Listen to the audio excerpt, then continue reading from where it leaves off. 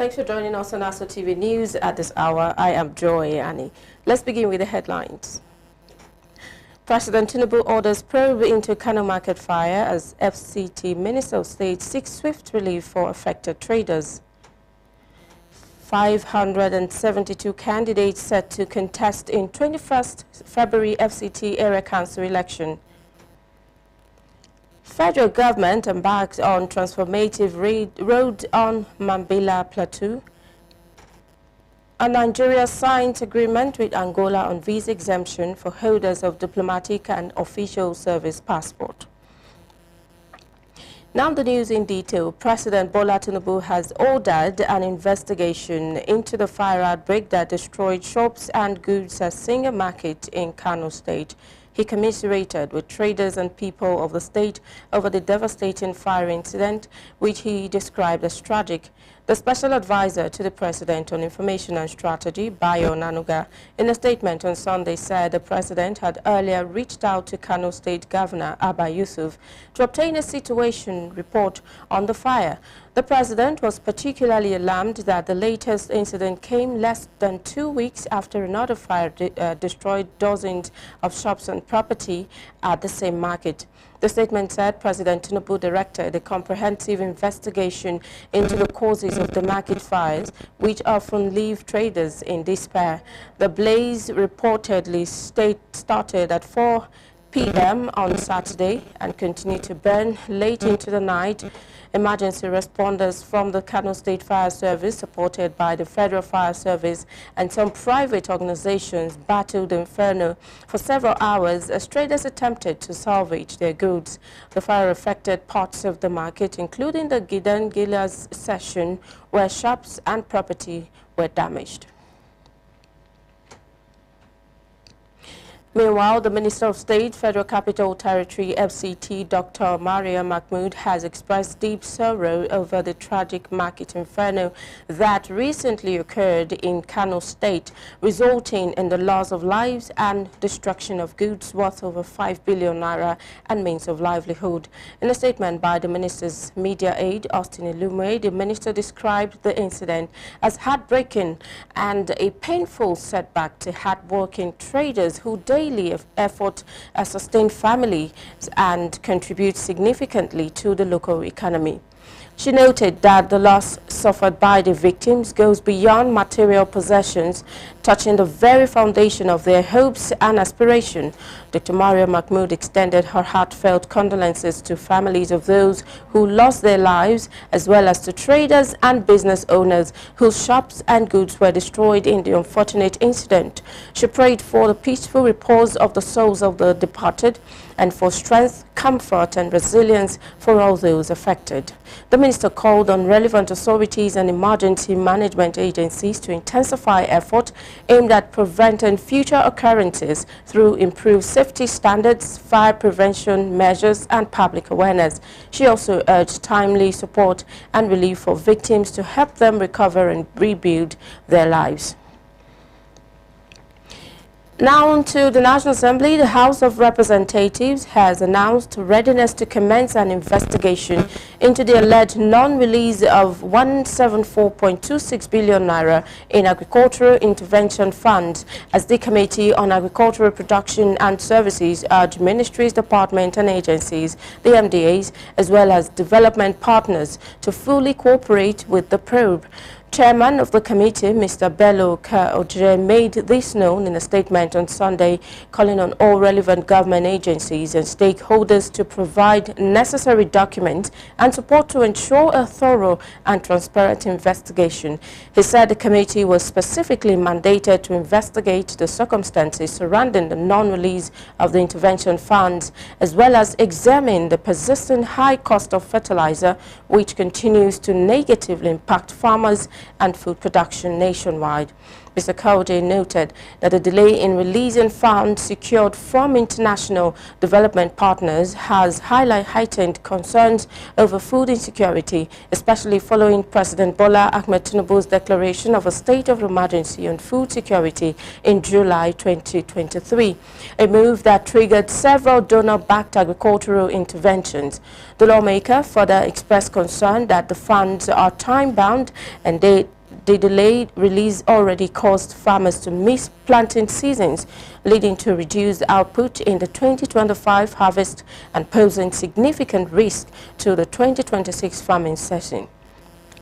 The committee therefore urged all stakeholders and relevant government agencies responsible for fund release and implementation of the intervention to cooperate fully with the National Assembly in clearing all bottlenecks hindering progress. The House heard in late January, following an adoption of a motion sponsored by Mr. Kauje, resolved to investigate diplomatic development partners' funded agricultural projects, particularly those supported by the African Development Bank and the Japan International Cooperation Agency, to ensure accountability and judicious use of the resources. Now, the ad hoc committee of the House of Representatives investigating the performance and benefit accrued to the federal government had concessionaires operating air and sea port terminals and related shipping activities from 2006 to 2025 has given relevant agencies, stakeholders and concessionaires till Friday this week to submit all requested documents. Chairman of the committee, Mr. Kolawole Akinlayo, issued the directive during a public hearing attended by key stakeholders, including the Nigerian Customs Service, Nigerian Port Authority, Infrastructure Concessions Regulatory Commission, the ICRC, Nigerian Shippers Council, Nigeria Upstream Petroleum Regulatory Commission, and the Nigerian Maritime Administration and Safety Agency, among others, at the National Assembly. He explained that the committee already possesses extensive records and data from relevant government agencies covering the period under review, but requires corresponding submissions from concessionaires and stakeholders for verification and comparison. The chairman warned that failure to submit the requested documents by the close of work on Friday this week would attract consequences, including possible referral to relevant investigative and prosecutorial bodies. It also directed that the heads and chief executive officers of the affected agencies and organizations must appear before the panel at the expiration of the ultimatum to account for their records and address any discrepancies. Now, the chairman of Kwali Area Council, Mr. Danladi Chia, has said that the necessary arrangements have been concluded for Saturday's Federal Capital Territory, the FCT Area Council elections. Mr. Chia disclosed this in an interview with our correspondent, Abdullahi Mukhtar in Kwali. The chairman, who is also the FCT chapter chairman of the Association of Local Government of Nigeria, ALGON, said the Independent National Electoral Commission has commenced the distribution of non-sensitive election materials, assuring residents of a free, fair and credible electoral process. He further disclosed that security agencies have been fully mobilized to ensure a peaceful conduct of the elections across the area council. The Honorable Minister and the party and the leadership of this country have ensured that all security agencies have been deployed, all materials that are supposed to be meant for the election, non-sensitive material have started arriving, and that's to tell you that there is going to be free and fair election. Mr. Chia, while expressing confidence in the ruling party, said the achievements recorded so far under the renewed hope agenda of President Bola Ahmed Tinubu gave him strong belief that the APC would emerge victorious in Kwali Area Council and other area councils of the FCT. We are on ground. It's not because of anything, but because we have performed. So we are very, very, very much assured that by the grace of God, that APC is going to return victorious at the end of the day in Kwali Area Council, and if possible, among other area councils like Abaji, Amak, and so many other area councils that are APC area council, so that we will return APC to the government at the end of the day. We have no reason to fear Mr. President because Renewing Hope agenda have shown and we have seen, we have touched.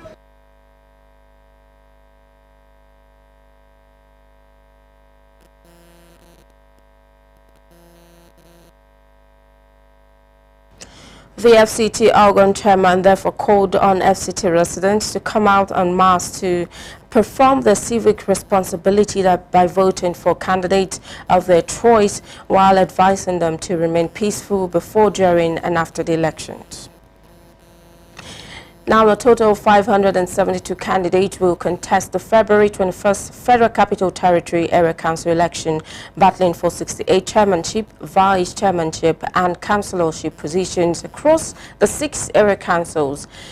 Independent National Electoral Commission, INEC, says the candidates were nominated by 16 political parties, including the ruling All Progressives Congress and the main opposition People's Democratic Party.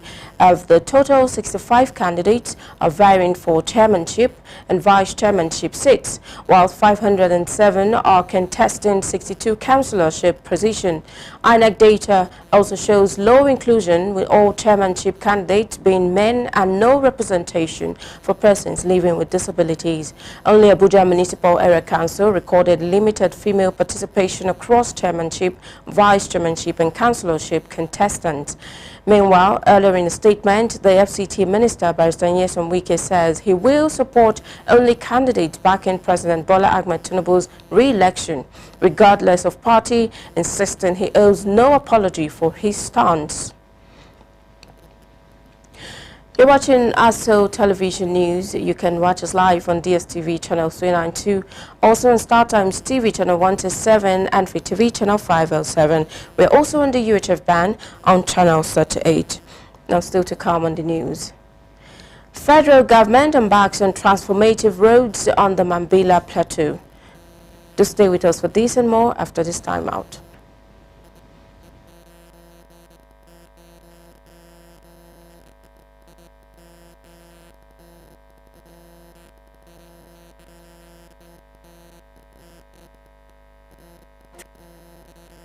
And singles step into the love pad where love isn't just found, it's tested. Moving along. I'm exploring. Lines blur, desire takes over, and jealousy hits harder than any storm. I'm jealous, and that's not something I hide. The book. Some find romance they've waited for their whole lives, and where there's love, there's bound to be heartbreak. In the love pad, every heartbeat counts, but in the end, who will find true love? Many thanks for staying there. Now to the rest of the news. The Minister of the Federal Capital Territory, FCT, Barrister Nyesom Wike, has reaffirmed the commitment of the FCT administration to initiatives that promote peace, unity and sustainable development in the nation's capital. The minister made this known at the coronation and installation ceremony of district heads, members of the Royal Council and other traditional title holders by the Etsu Kwali. The colorful ceremony took place at the late Alhaji Gambo Memorial Town Hall in Kwali, Abuja. Correspondent Abdullahi Mukhtar reports.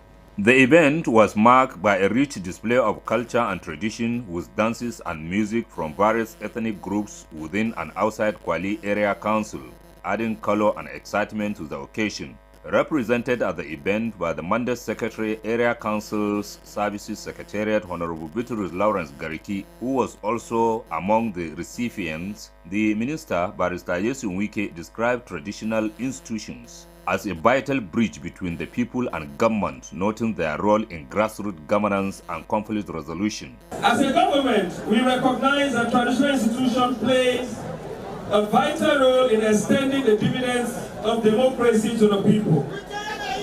Through you, policies reach the grassroots. Through you, peace is sustained. Through you, trust is built between government and the governed.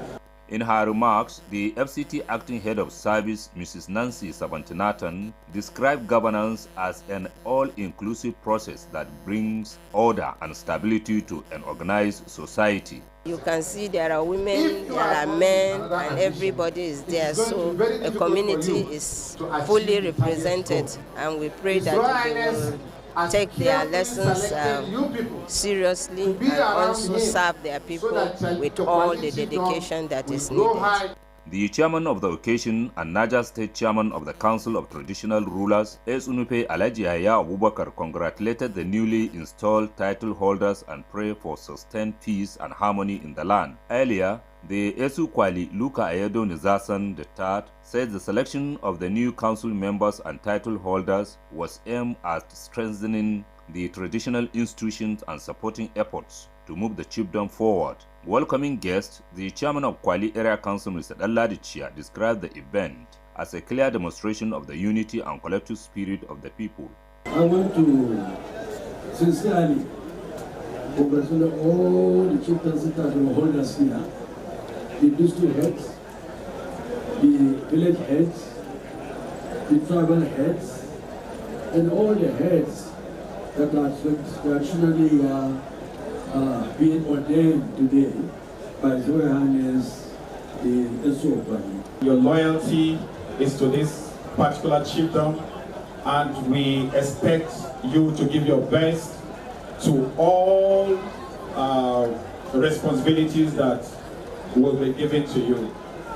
Congratulations and God bless you. We are here just to mark and then confirm some titles in some of us to go about governance in Kwali Area Council, so that every tribe and settler will have sense of belonging.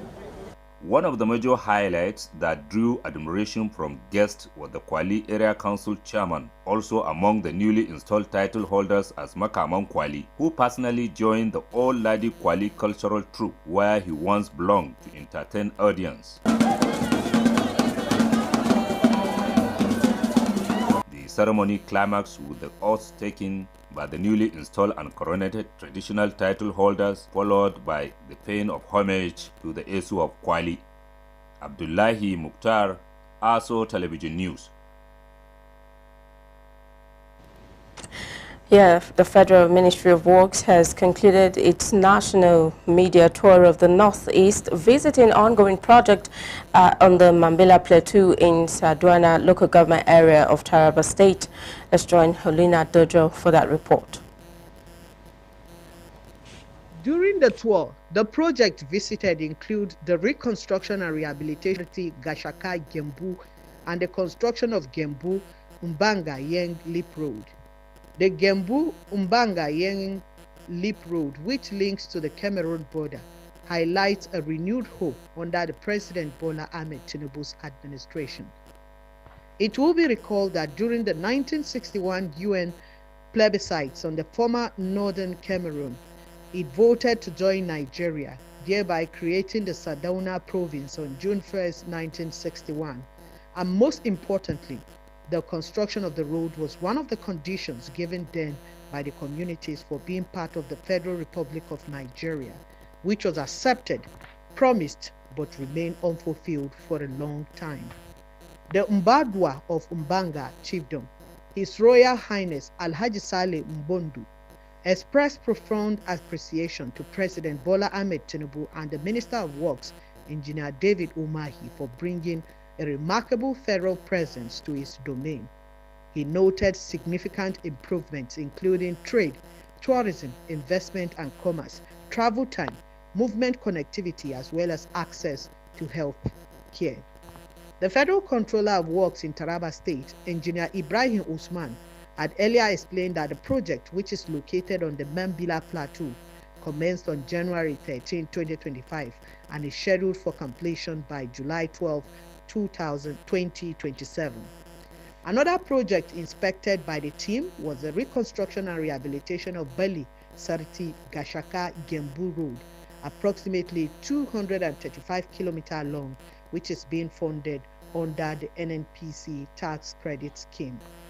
Some of the projects inaugurated in the zone is the special intervention on field section caused by flooding along the Jalingo, Mutumbiu, Tela, Wukari Road.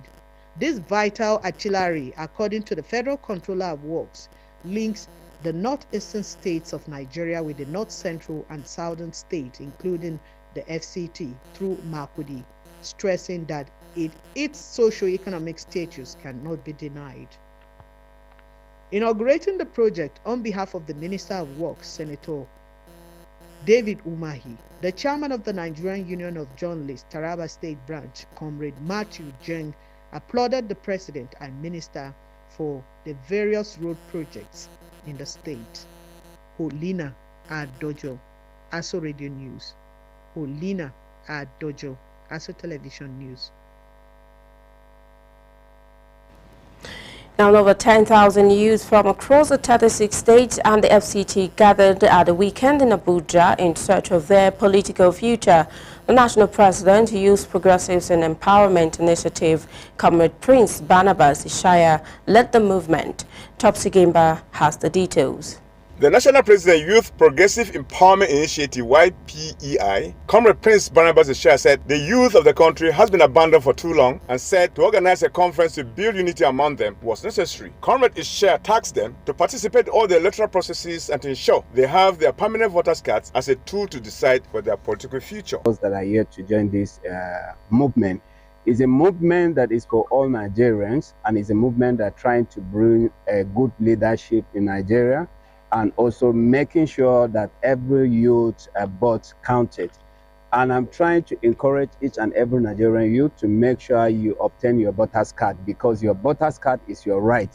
Without voters card, the change you are looking for, it will not happen in this country. So thank you, because I believe the almost 20 million youth we have under this platform, they are all having their voters card, which they are ready for election come 2027, and which our member will always educate them to register to have their voters card, which is permanent voters card. The representative to the Minister of Defense, General Christopher Musa, retired, Baris Brahim, said the Minister of Defense enjoined the youth to live in peace with one another. He said that the war against insurgency is being defeated and urged Nigerians, particularly the youth, to support government policies for better Nigeria. To unite, because only when we have unity that we're going to have a progressive nation. No development will foster without unity and security. So we should be vanguard of change. We should also be vanguard in all our communities to ensure that nothing hinders the peace of each and every one of us living in various communities. So this is the message we have, and this is what we call every youth who is present here today to take it back to his various communities, to preach for peace, and also preach for unity, and also participate in nation development. Speaking to the Benue State Coordinator, Comrade Amos Akwage thanked the National President Youth Progressives and Empowerment Initiative, YPEI, Comrade Prince Barnabas Ishaya, for organizing the conference. The conference ended up with a strong resolve to pool over 30 million youth for the 2027 elections. Topsy Gimba, ASO Television News. Troops of the Nigerian military have neutralized several terrorists, destroying their camps and rescued kidnapped victims in a major theater operation across the country. The Director of Defense Media Operation, Major General Michael Onoja, who disclosed these in Abuja, said operations conducted from February 9 to 13 yielded significant breakthroughs. He said troops recovered automatic weapons, RPG tubes, machine guns, locally fabricated guns, and IED-making materials, adding that sustained pressure had disrupted terrorist logistics networks. He added that in Northeast Operation Heading K eliminated dozens of insurgents and rescued 11 abductees as airstrikes in Borno State destroyed terrorist structures. Major General Noja revealed that Operation Fasanyama in the northwest also recorded arrests and rescued across Zamfara, Kano, and Katsina states. While in Plateau and Kaduna states, he noted that troops arrested a wanted kidnapped suspect, Kamaru Tawai, and rescued victims. In Kogi Forest, troops captured Batijo's camp and freed over 13 kidnapped victims. According to him, Operation Delta Safe destroyed 9 illegal refineries and arrested 11 oil thieves, while in Southeast, 8 suspects were arrested during cordon and search operation. Now, federal government and the government of Angola have signed agreement on visa exemption for holders of diplomatic and official service passport. The draft agreement was signed by both parties on 15th February 2026 on the sidelines of the 39th ordinary session of the heads of state and government of the African Union in Addis Ababa. The Nigerian delegation was headed by Minister of Foreign Affairs Ambassador Yusuf Maitama Tugar, while the Angolan delegation was led by the Minister of International Relations Ambassador Tete Antonio. In a brief remarks by both ambassadors, Ambassador Yusuf expressed satisfaction while noting that the initiative had been long overdue and represented a timely step in strengthening bilateral engagement. Ambassador Tete Antonio conveyed profound appreciation for the enduring and historic bond between Angola and Nigeria, saying Nigeria's principled leadership role in West Africa stood firmly with frontline states, providing strong diplomatic and political backing that contributed meaningfully to Angola's liberation effort. He described the newly signed agreement as a political and practical forward-looking milestone that will further consolidate the long-standing historical and diplomatic ties between both countries, while opening new avenues for closer official engagement and cooperation. They both also agree that the agreement will, ipso facto, reinvigorate and modernize the long-tested diplomatic partnership by removing administrative barriers to official travel and engagement.